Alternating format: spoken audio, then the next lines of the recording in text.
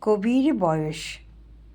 ওরে কবি, সন্ধ্যা হয়ে এলো, কেশে তোমার ধরেছে যে পাক।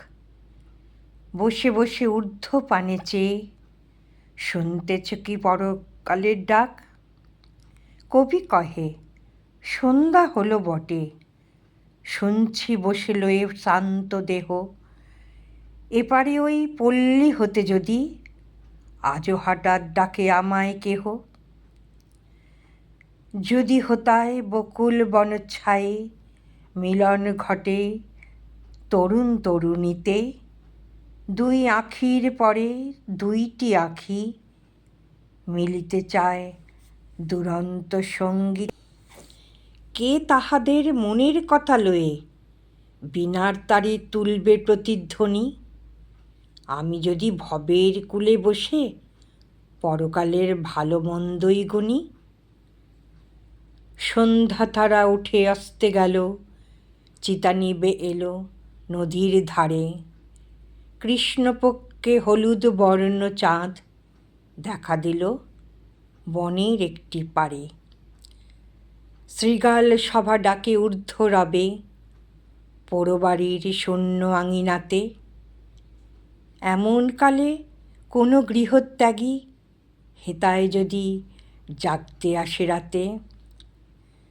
জোড়হস্তে ঊর্ধ্বে তুলি মাথা, চেয়ে দেখে সপ্ত ঋষির পানে।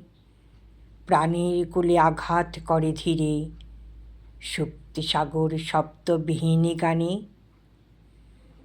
ত্রিভুবনের গোপন কথাখানি কে জাগিয়ে তুলবে তাহার মনে।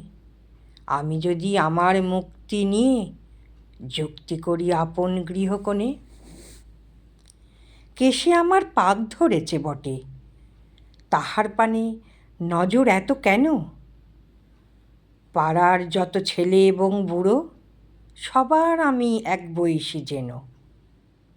ওষ্ঠে কারো সরল সাদা হাসি, কারো হাসি আখির কোণে কোণে। কারো অশ্রু উছলে পড়ে যায়, কারো অশ্রু শুকায় মনে মনে।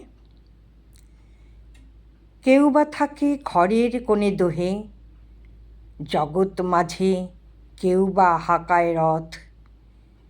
কেউ বা মরে একলা ঘরের শোকে জনারণ্যে, কেউ বা হারায় পথ।